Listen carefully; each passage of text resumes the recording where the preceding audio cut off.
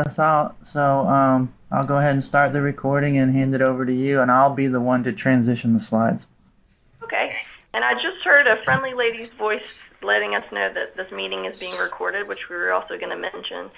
Appreciate everybody joining us today. We prepared this webinar format with conference call capability as we thought would be a good, efficient way to use everyone's time.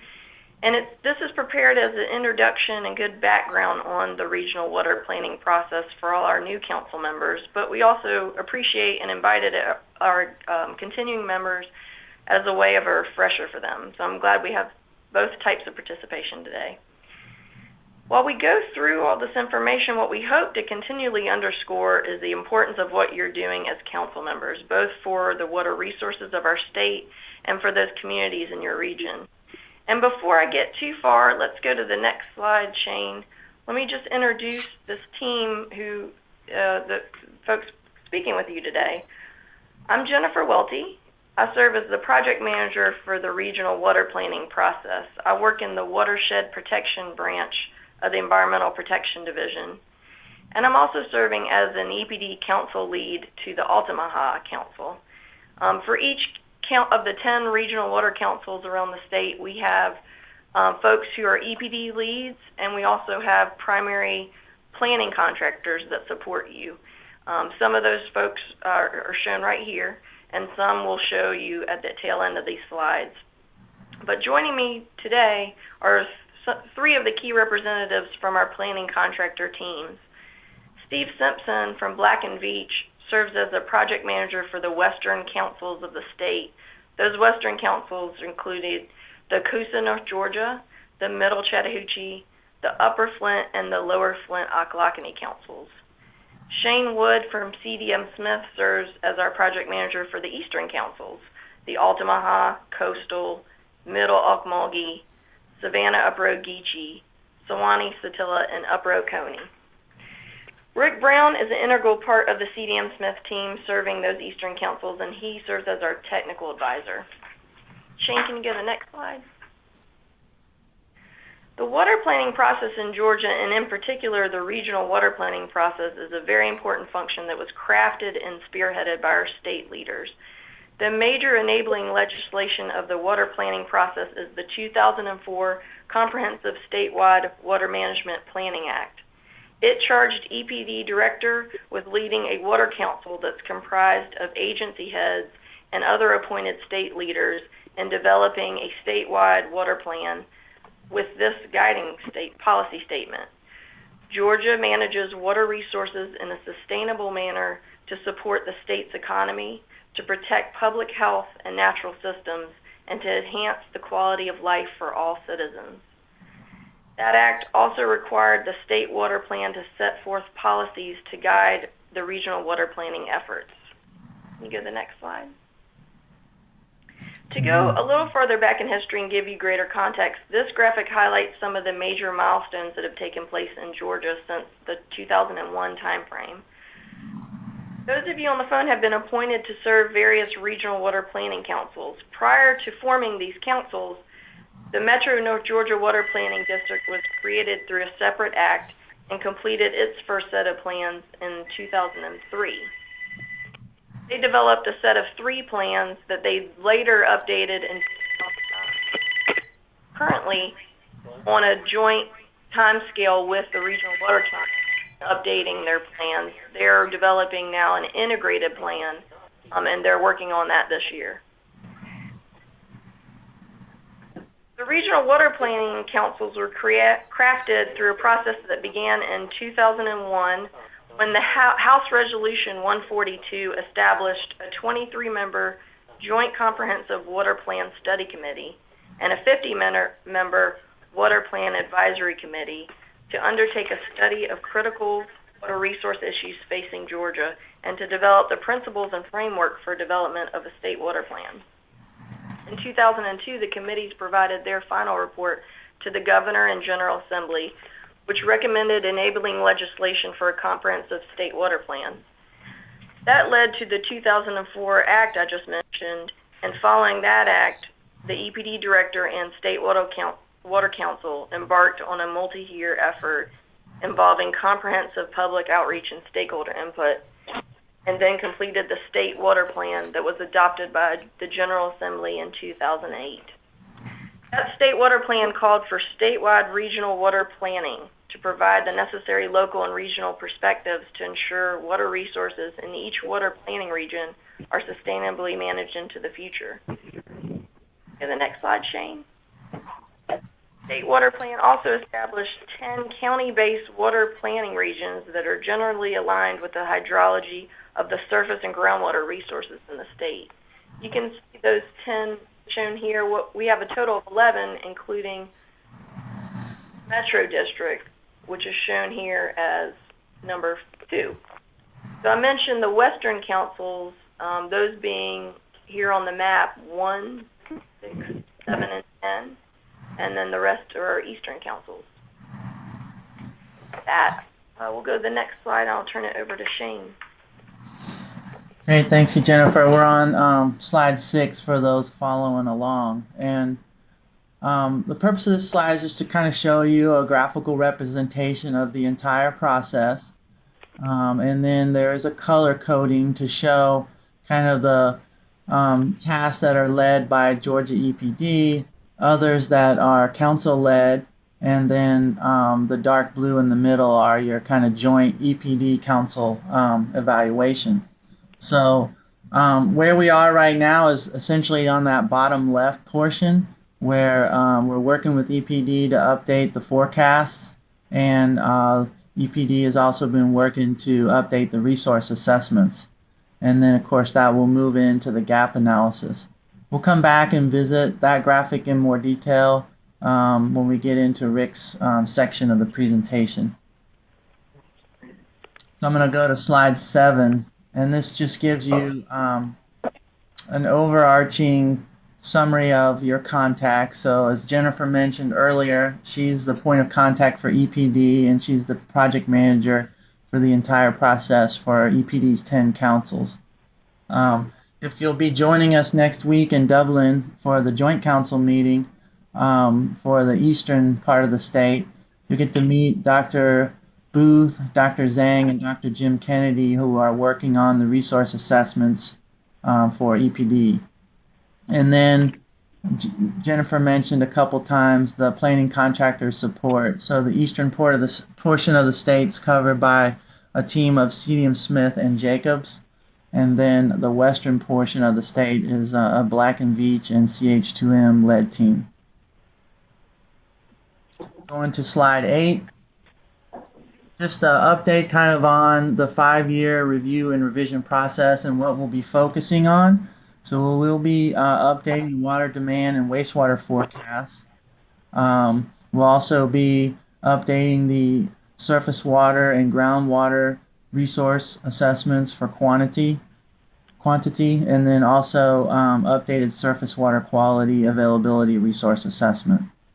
And then finally, is moving into refinement of management practices, if needed, to address water resource availability. Shane, may I interject just real quick here? Sure. One thing I failed to mention in the introduction I started with is, for new members, the regional water planning process really culminated. It was multi-year.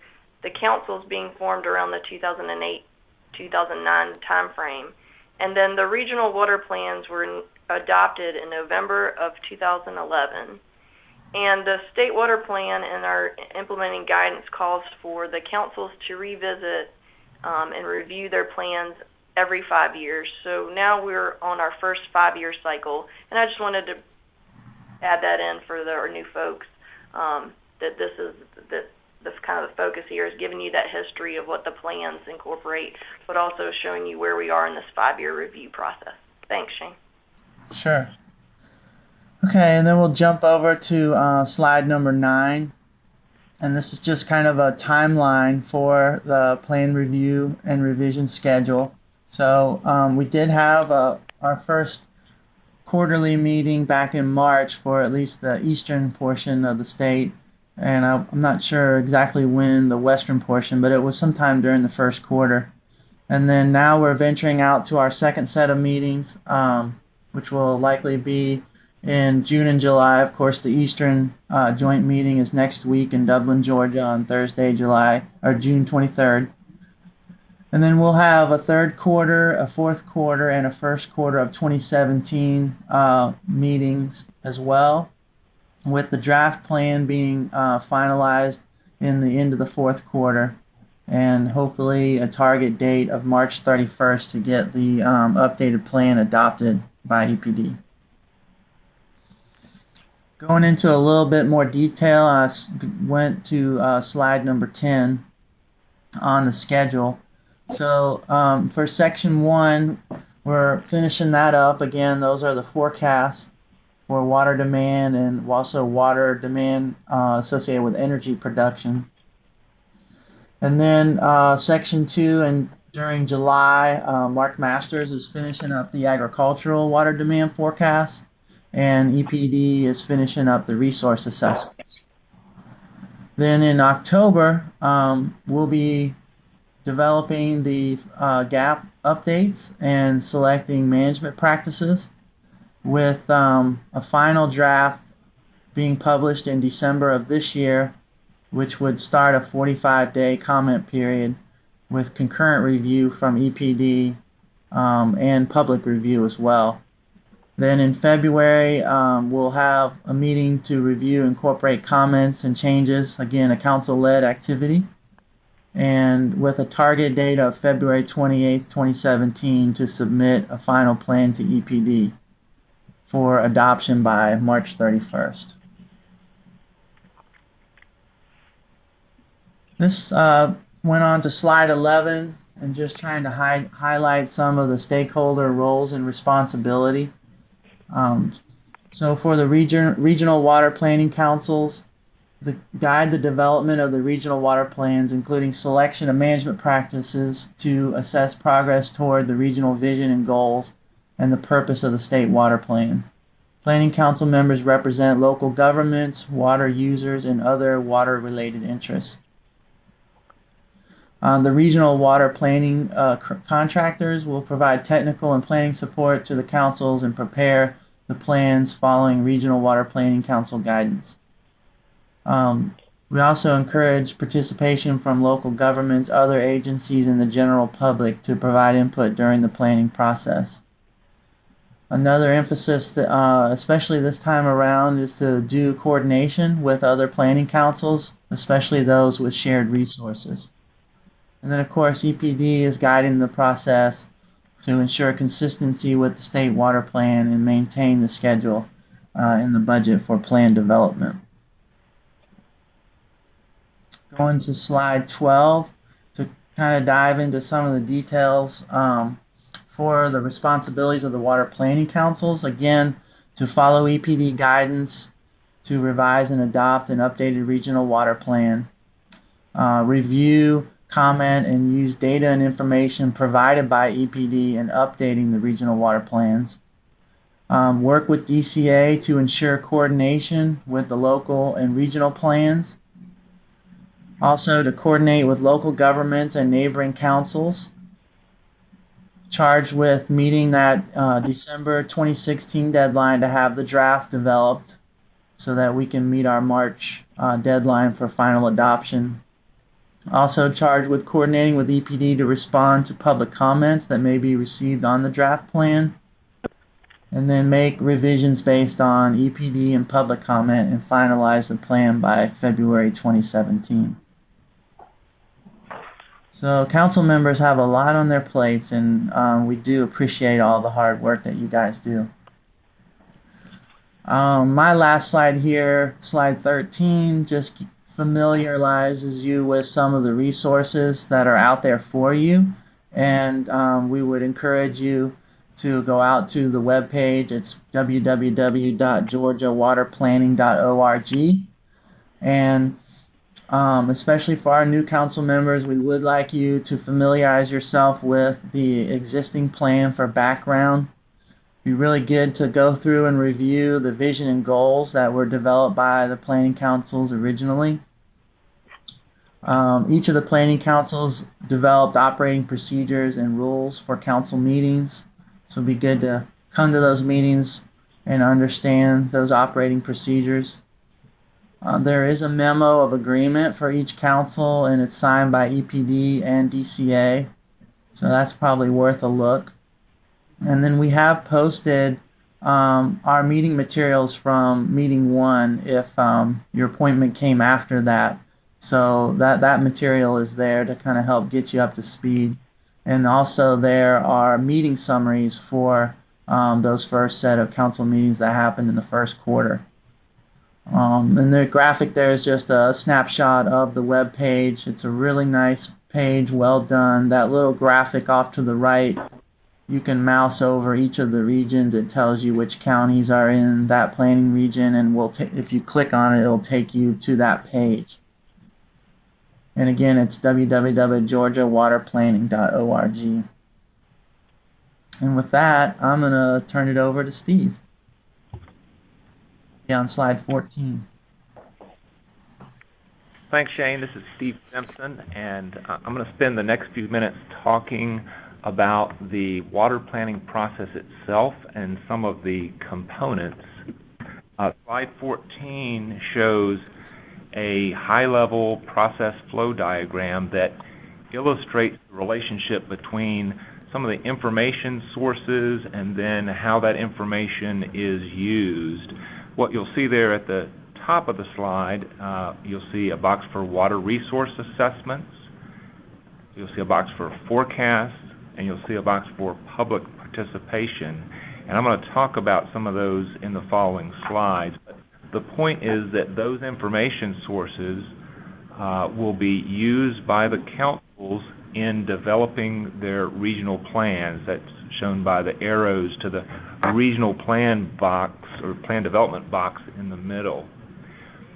Once the council agrees to the plan, which in the past took a couple of drafts, that plan is forwarded to EPD, which who do public notice and consider changes that need to be requested there.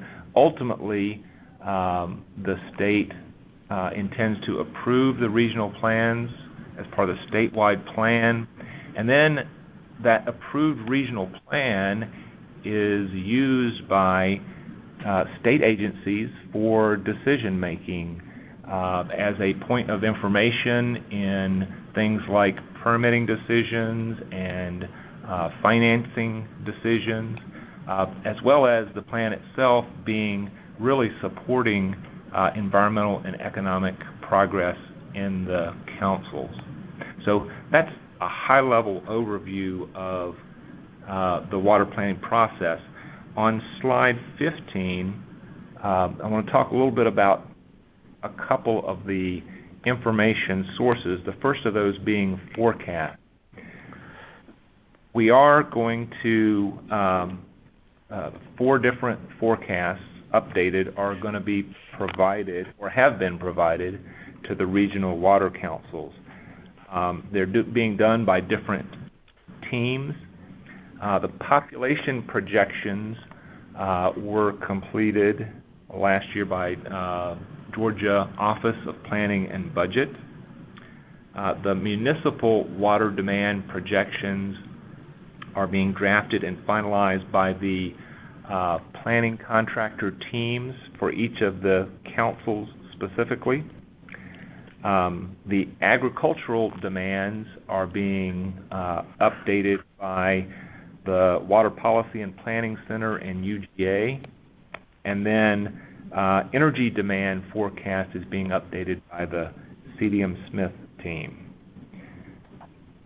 On slide 16, a little bit deeper into the forecast so that you can see the general process by which the initial forecasts that were used in the initial plan were developed. A methodology of how to do the forecasting was developed. That methodology was peer-reviewed. Preliminary forecasts were developed. The councils had an opportunity to have input on that. Regional water councils were briefed as to what those were, and those forecasts were finalized. For this round of planning, since we are a review and revision process, the timing is a little more streamlined, but the good news is that we do have updated information for these different pieces. I mentioned the updated population projections that OPB has prepared. Those are important from a water planning perspective because they influence the municipal water demand forecast. On the agricultural demand, we have more metering program data to look at and review to help us document trends. For energy, there have been some shifts in energy water use in the recent past and looking to the future. So those components all will incorporate that updated information. On the industrial water demand component, the industrial water demand forecasts in the initial plan were developed based on employment forecasts that were prepared at that time. There are no new employment forecasts available to us, so that's the reason that that portion of water demand is being held constant. On slide 17, what you'll see is that the forecast, work on the forecast has been going on, and the information from some of the forecasts were reviewed at the first council meeting, and even I know for some of the councils the population projections may have even been covered in the last quarter of 2015. But we did present information about population projections, municipal water demand, and energy water use at the first council meeting. So the meeting summaries, the presentations, and the handouts that are on the website or that have been emailed to council members are great sources of information for you to review as you're looking forward to the next steps. The ag demand forecasts are currently being finalized, so that work is in progress. And as I mentioned, the industrial water demand, because there are not updated employment forecasts, the plan is to use the forecast. So this component of water demand will be included in the water use. It's just being retained at the same level as in the initial plan. So as you're looking back at your own regional water council plans, you'll see the summary of that forecasting effort from the last time in section 4. So that's a good section to review in terms of looking at the previous forecast and then looking forward to how those numbers would change based on the updated forecast. Slide number 18 begins refreshing folks on the water resource assessments. There are 3 different assessments that are being completed by different teams.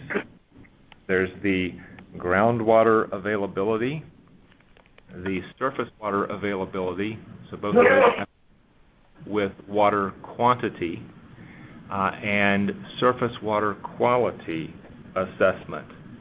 And those assessments are being performed both under current conditions and then under forecast future conditions so that the councils have information about potential changes over time. Slide number 19 briefly describes water resources in Georgia. I said there were surface water assessments and groundwater assessments. The graphic on the left shows the surface water resources of the state. You'll see the 14 major river basins in Georgia in that graphic in different colors. The surface water availability is being performed for each one of those basins, and information at key points in those basins are being summarized at planning nodes. On the surface water quality assessment, information is being assessed on a stream reach basis, but again, it's within subsections of the watersheds. The graphic on the right shows the major groundwater aquifers in the state.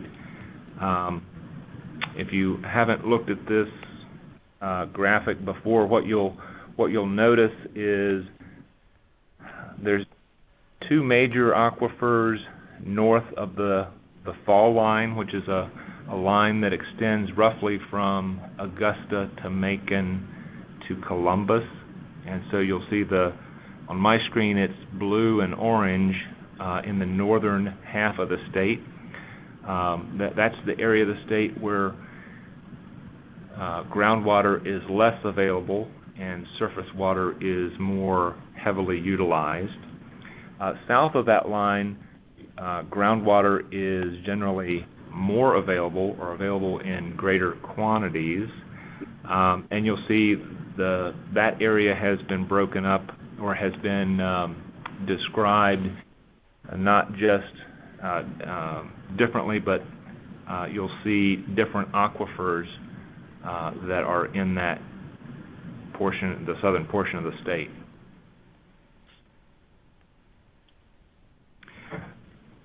Slide 20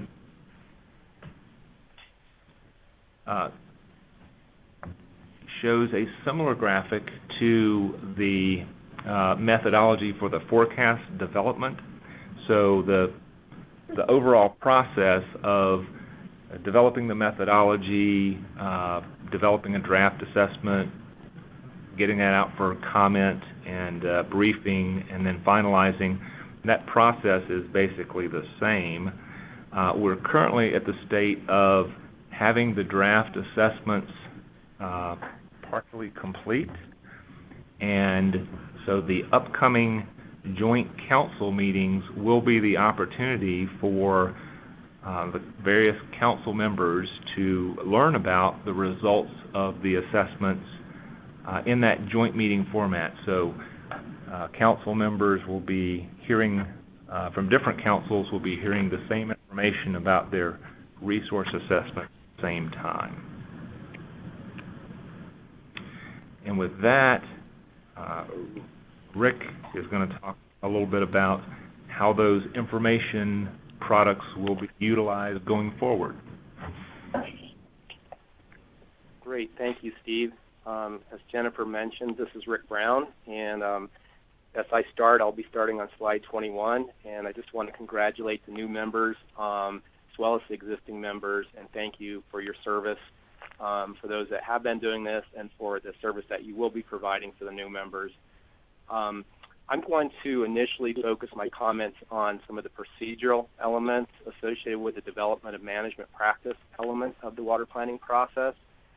And then I do want to take a minute and just briefly share some observations that I hope will help you fulfill your role in the process of water planning, but specifically the process of selecting management practices. And as Shane had mentioned, this graphic has a lot of information on it, and I'm going to touch on it a little bit to kind of really combine what you've heard so far. You've heard a discussion of the forecast process and the resource assessments. As I kind of step back and talk about what those are, kind of putting it in lay terms, the forecasts are really designed to talk about how you use water today and how you might use water in the future. So kind of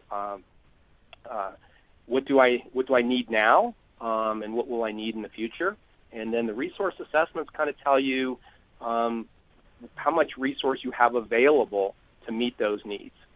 We won't go into a lot of detail on this, but I do want to just mention that in looking at resource assessments, they'll look at assessing how much water we have available for human uses and also how much is available for in-stream uses. In the case of surface water, that becomes very important. You'll be learning a lot more about that as we go forward.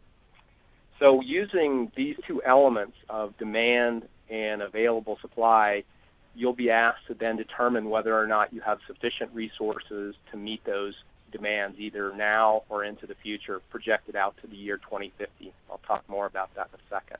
And that becomes the key element of what is known as a gap analysis. There are metrics that are used for each of the resource assessments that help you understand what a gap analysis is. For today's call, I'm not going to go into that in great detail, but it's in some cases, it's pretty complicated and pretty complex, and you'll be hearing more about those elements at the joint meeting as we go through the resource assessments, because those resource assessments kind of set that threshold whereupon you determine whether there is sufficient available resource. And there's different metrics for the surface water and different metrics for the groundwater. So those are kind of the technical elements of the planning process and gap analysis. But another equally important part is what's above that gap analysis box, and that's called, denoted as the vision and goals. And the vision and goals are really important because they reflect your council's view and aspirations for water use and management as we move into the future. And I describe those as being a little bit more narrative in nature and a little bit more qualitative in nature, whereas the forecast and resource assessments tend to be more numeric and quantitative. And this is what I call kind of the science and art of water planning. So you have the hardcore science that goes into the gap analysis, and then a little bit of the social components to it, or the art of it, which is really incorporating those vision and goals and combining those things to allow your region to meet those needs in a way that meets the long-term views and aspirations for your region. And what helps you do that is that dotted line that then takes you around to the top of the box, and that's the box that's described as management practices to adjust demand and resource capacity. And I'll get into that more detail, but really wanted you to see that interrelationship between these forecast resource assessments and looking at your vision and goals and coming up with management practices that meet those vision and goals and also can address gaps and water needs for the regions. And that's what's kind of shown in the center of the graphic. Our goals met and our gaps addressed, and that's an iterative process. And you kind of go through that by developing a set of initial management practices and then looking at how those may look in the future. And during this water planning process, again, won't go into a lot of detail here, just would mention, there is a plan to do some future assessment modeling. We really didn't do that much during the 2011 plan development. And what that means is actually trying to model some of the management practices under what-if type scenarios with modeling to determine whether the management practices can provide sufficient resource capacity to meet long-term needs. And again, I'll get into that in a little bit more detail as I move into the next slide. So as I move on to slide 22, you'll see that there is an illustration here that kind of highlights some of the points that I just discussed. I'll just walk you through a little bit. On the left side of the figure, you'll see there is a hypothetical example of forecasted demand. That forecasted demand is usually expressed in million gallons per day, or MGDs. And it's shown as just a steady demand. Again, it's just an illustration. In most cases, the demand isn't just a flat line like that, but for this illustration, excuse me, I jumped ahead, I apologize. It's actually showing resource capacity there then. So the resource capacity is shown in red, and then the forecasted demand is shown in blue. So it is on diagonal. It's showing that in this case the forecasted demand is increasing, but the resource capacity is remaining constant. And what you see in the illustration is that the forecasted demand, as it increases over time from 2010 to about 2022, it eventually reaches the resource's capacity. And then beyond about 2022, you have more demand than you have available resource. So you have more demand in relationship to supply. So in the case of groundwater, it would be an example where you would be using more groundwater than can be sustainably maintained over time. Or in the case of surface water, you would be using more water than is available to meet both upstream uses, human uses, and in-stream uses, environmental uses. And so that is what we term a gap. And in essence, that is the combining of the forecast and the resource assessment, which then determines whether you have a gap. And then the graphic on the right is just showing you, referencing back to the original graphic that kind of shows you those three planning elements. So then moving on to slide 23, this graphic then brings in the concept of what you do with management practices when you have a situation where a gap may exist. And I want to emphasize that in some cases you will not have a specific resource gap, but you may have a long-term forecasted water need, and I'll come back to that a little bit later, but there may be situations in your council where you won't actually have a gap. So just be aware that not all areas will have significant gaps going forward. But in this case, to illustrate how you would go about selecting management practices, we've added a dotted line here, and in this dotted line, what it's illustrating is how you can extend the resources availability or the resources capacity by reducing your demand. So in this case, the management practices that's being discussed is a management practice to reduce demand, sometimes referred to as demand management, but other folks will sometimes refer to that as water conservation. Those two terms are used kind of interchangeably. So by implementing demand management or water conservation, you're able to extend the resource out, in this example, to about 2040. So you can sustainably use that resource to 2040 if, in fact, you can reduce your demands through effective water conservation measures. But as shown in this example, that water conservation only gets you partway to your long-term needs of 2050. So in situations like that, that single potential water management practice can only get you partway to the sustainable use of your resource through 2050, which is our planning horizon. And then in slide 24, what you're seeing is the idea of combining a management practice that would decrease demand and also increase the resource's capacity. So in this case, you can see as the resource capacity red dotted line comes across the horizon to the year 2040, you get to that point where you can no longer achieve your long-term demands without adding increased capacity. So in this example, you're adding a management practice that might increase the capacity.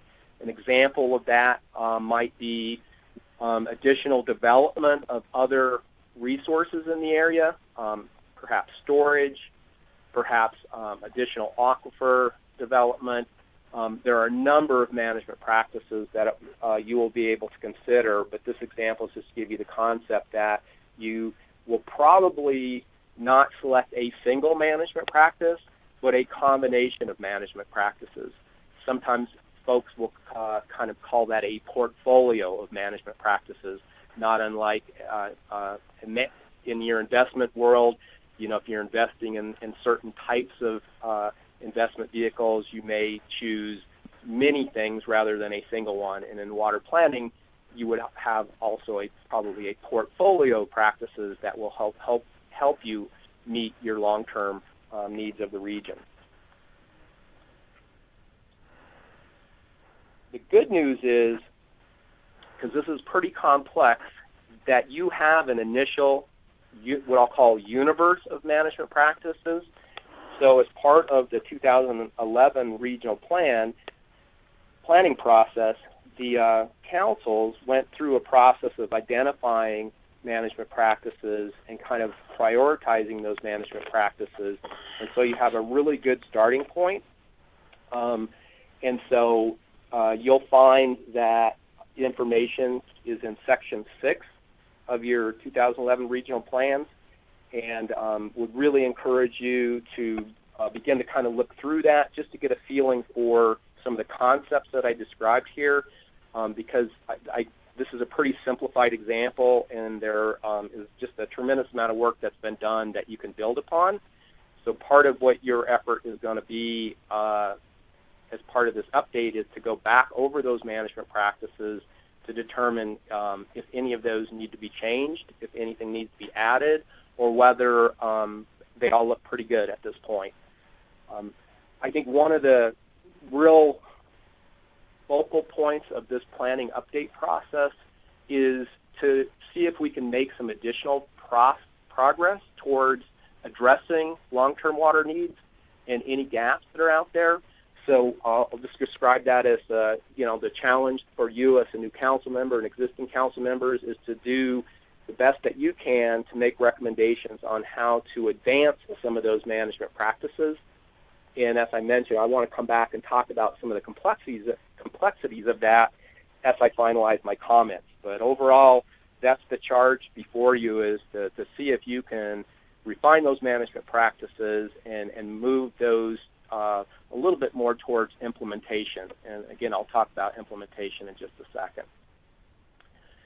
So just to kind of wrap up, as I move on to slide 25, you can see that one of the final products that we're moving to as we finalize our forecast, we finalize our resource assessment updates, and we move, revise or confirm our existing management practices, we move towards the procedural elements of the plan approval process. And you can see in this graphic, it just shows you that as we submit the plans to EPD, there'll probably be a process similar to what we used last time, and Steve alluded to is drafting that with council help, with our EPD liaisons, so that there aren't any real surprises, and we're kind of moving along pretty well in understanding expectations of what should be included in the plan and what needs to be included in the plan. And then we go through a review process more formally and a public comment process. And then the EPD director will either adopt the recommended regional plan as submitted, which I think in the last round, that is exactly what happened and what we strive to have happen. We hope that the second bullet doesn't happen, and that means that EPD director could advise the council that we may need to make changes to the plan. So again, we really hope to avoid that by keeping in strong communication with Jennifer and the EPD liaisons as we go through this process.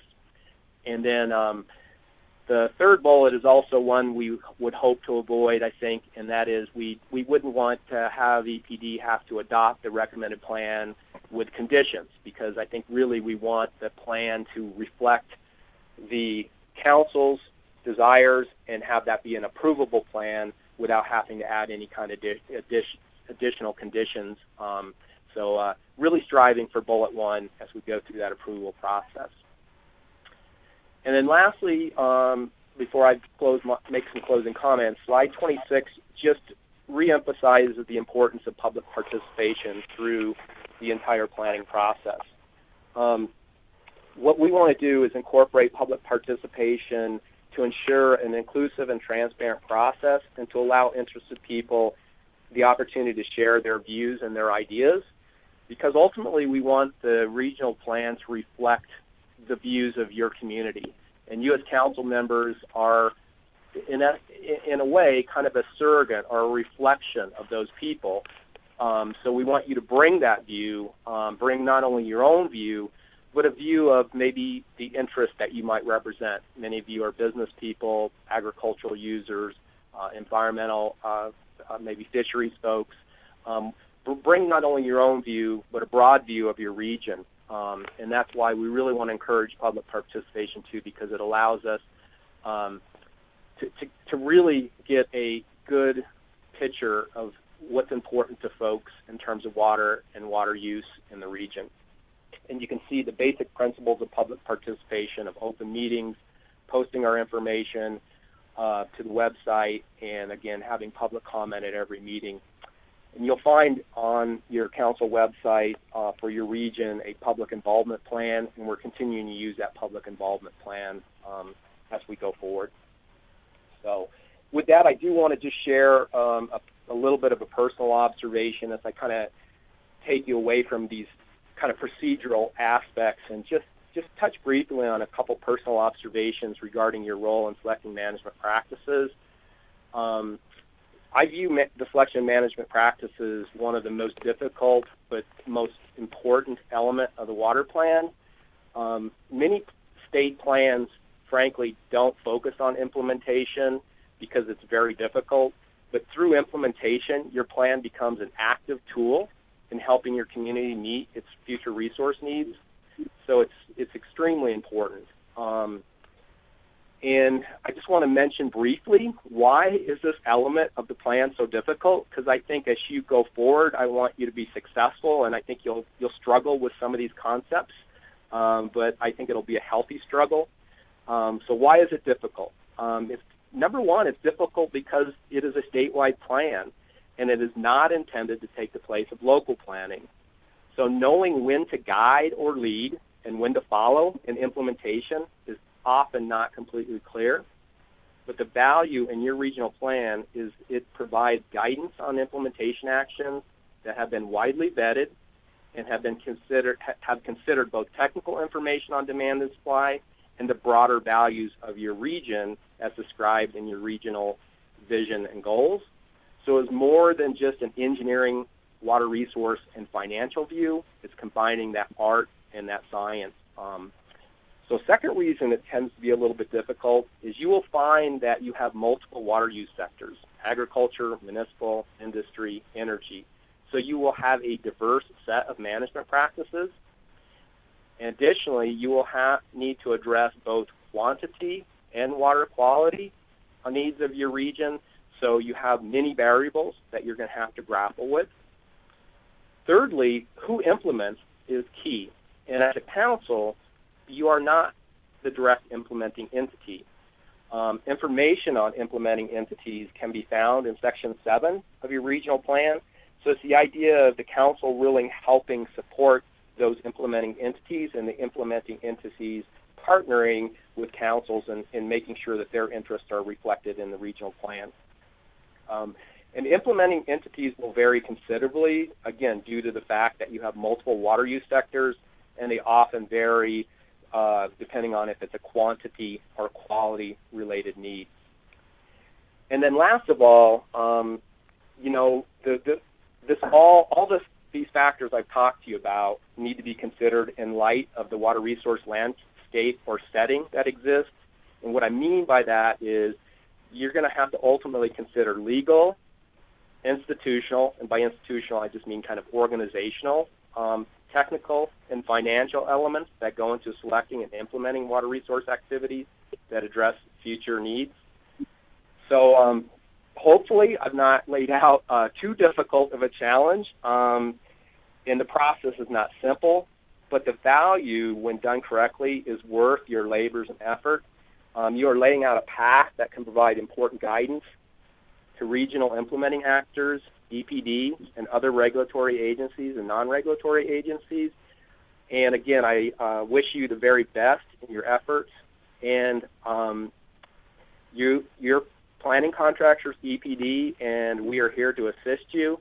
And please, as you go forward, try to identify relationships with your other council members, and for those of you that are new, to develop a mentoring relationship with some of them, and that will help you as you kind of go through what may seem a little bit of an overwhelming process, but you have a number of resources here to help you navigate that. And so thank you. With that, I'll turn it over to Shane. Thanks, Rick. And Shane, Jennifer, were you going to close for us? Yeah, and then we want to provide a little time for questions. I think we're going over a little bit, so thanks everyone for your patience, and thanks very much to Steve and Shane and Rick for all the great content and material here. EPD and my role as project manager, we really kind of strive to provide the right structure and support for the councils and for the important work that they do. Rick mentioned that kind of the path and guidance concepts. That's really, I see EPD kind of providing that type of support to the councils, and then what the councils do in developing and updating their plans really provides that path and that guidance to the implementers in your region. So here what we're showing you is just to kind of go back to this target that we're shooting towards. We're in the first 5-year review and update of the plans. EPD has developed a structure of 5 quarterly meetings to help get us to that point. And the councils, just to follow up to something Shane mentioned earlier and correct a little bit, the councils had first meetings. Many met in March. Some of the councils on the west side met in the first week of April. And then what we're heading to now, next week on June 23rd for the Eastern Councils, we'll have a joint meeting in Dublin. And the Western Councils, we're finalizing that meeting date now on the west side of the state. It will be in the August timeframe.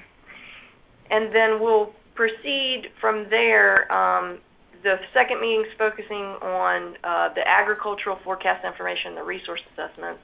We'll proceed towards the third meetings to tie up some more discussion of resource assessments, get the councils focused more on the plan contents and management practices, and then by the fourth meeting really having that draft take shape so that it can go through some public and EPD review around that time frame, with that goal and target of adopting revised plans by March of next year. Then on slides 28 and 29 really is just to show you those very talented and capable folks that are here to help you.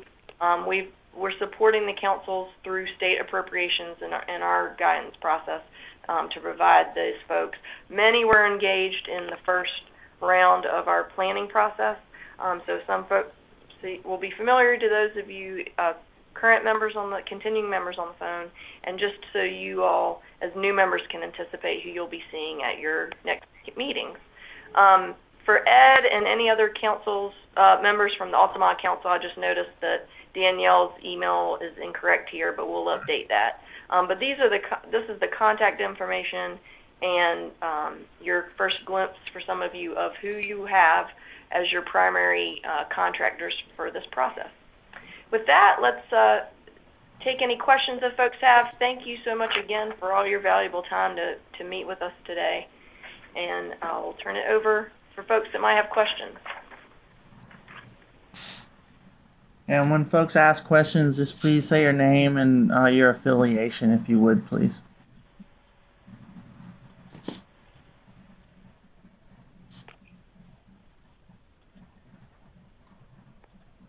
And there's also the ability, you could type questions in too for those of you who are on Skype. Jennifer, this is Ed at Altamaha. Just maybe a point of interest is the forecast horizon of 40 years that we used originally. Can you briefly talk why that was chosen, and then are we going to stay on a 40-year horizon period as we review these every 5 years? Thanks for the question, Ed. It's my understanding that we went through the process that Water Council did with advisory groups around the state and crafting that state water plan that we touched on at the beginning. And as part of that effort and in really assessing the technical aspects of the plan process, the meeting of the minds was geared us toward that planning horizon. We also thought about consistency with the Metro plan process as well in determining that. So when the 2011 plans were adopted, we looked out through a 2050 planning horizon. And for this first 5-year interval of plan updates and review, we're sticking to that time frame. As we go forward every 5 years to look back at the plans, I could foresee that we might start to expand that. And of course, we're always going to base that upon what we feel is the best available information, or what we know we can comfortably project out toward, while also being mindful of planning needs for all of your counties and your cities around the state as well. And I don't know if anybody wanted to add anything from our planning contractor teams. I might this is Rick. Ed, I just might offer, I agree, Jennifer put it very well. I think the other thing we talked a little bit about is that, as you know, as we look, every decade we look further out, the degree of certainty that we have on the accuracy of the forecast becomes a little bit less. So you want to have sufficient planning horizon, because the length of time it takes to develop water resource plans, and especially to develop water resource actions. So you want to have a longer term horizon, but if you go too far out, your forecasts tend to have greater degrees of uncertainty. Yeah, and then what I would add to that is just really a credit to the state of Georgia to take the commitment to update, the plans every 5 years, because, like Rick said, there is uncertainty there. We've worked with other states across the country, and they tend to wait longer, and then that's when the plans become less valuable in the interim, because they sometimes are inaccurate. So updating them every 5 years is what we feel is kind of that sweet spot for forecasting and keeping them relevant.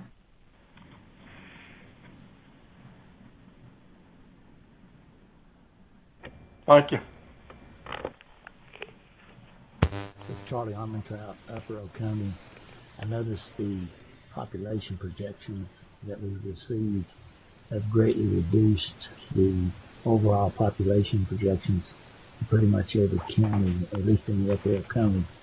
And I'd like you to comment on these new population projections and why the 30 to 40% drop. Rick, would you like to take that one? If you caught that, it was a... Sure, Shane. I'll start that. I'll ask for other folks to join in. I think it was Charlie, right? Great. Yes. Yeah, that's a question that came up quite a bit, and what we're seeing generally, based on the demographics, and I won't go into a ton of detail, but I want to give you a feel, is the general method for the population forecast is to look at births and deaths, and then net migration, both migration into Georgia or migration out of Georgia. And what we found was a significant change since the last plan update is that the birth rates have decreased pretty significantly in many of our regions. Folks just aren't having quite as many kids, and that's partly due to our age structure, because age structure is what really dictates birth rates, along with certain biological aspects of childbearing, obviously. But age is a key component, so we have a little bit more of an aging age structure. And then the other major factor was a much lower in-migration, less folks coming into Georgia. Part of that is economically driven with some of the economic downturn. The last forecast was conducted at a time of really unprecedented growth, unprecedented economic development. So what we're seeing is less in-migration. That's likely to moderate probably going forward. So when you take a look at that at the next 5-year review, we may see some changes there again, but at least for this round, those two key factors, births over deaths and migration, were significantly different than the last round. The other thing I like to offer when that question comes up is keep in mind too that those projections are done by the Office of Planning and Budget at the state level, and of course they're used for a variety of other purposes, not just for water planning. So they're used for transportation planning and other things as such. It's just interesting that it seems the timing has been, the water plan has been the activity that first introduces the new updates. So we kind of have been one of the first ones to use the new updates that were recently released. Yeah. This is Steve Simpson. I would offer, Charlie, that for the Western councils, that same trend was noted and a subject of discussion. So, that's not something that is something that is a statewide trend. So it certainly doesn't make it any less concerning, perhaps, but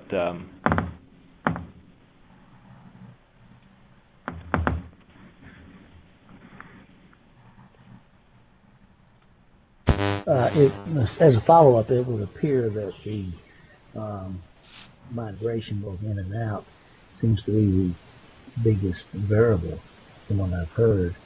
And based on the last 6 years when the economy was in the toilet, so to speak, the migrations were way down as far as outward migration, or as far as inward migration. But that would possibly pick up in the next few years, and I think that's what one of the speakers was alluding to.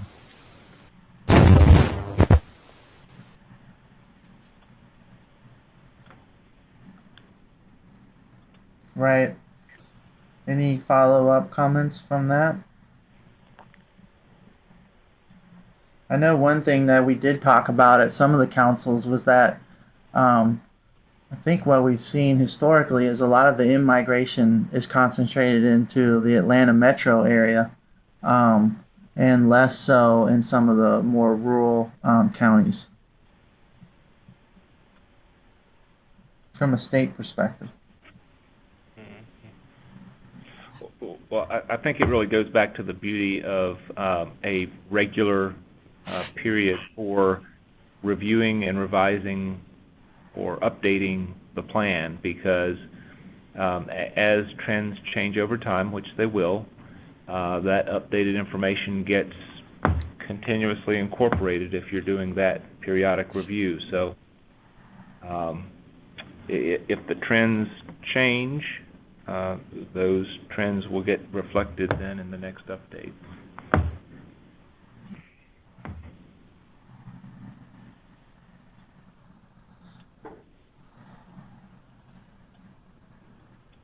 Any other questions?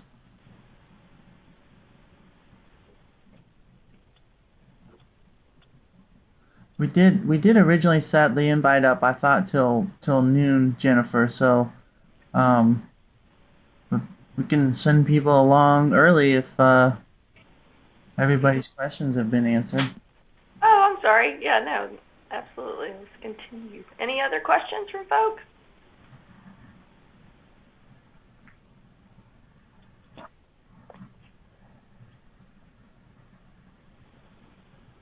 Sounds like we got it covered. Okay, and again, we're recording this so that we have it available as any other newer council members are appointed. If anyone has any additional questions or follow-up, please don't hesitate to reach out to any of us, either those people on slide 2 or those on the last couple of slides. And we look forward to seeing many of you at our upcoming meetings. Great, thanks everybody. Okay, thank you. Thanks.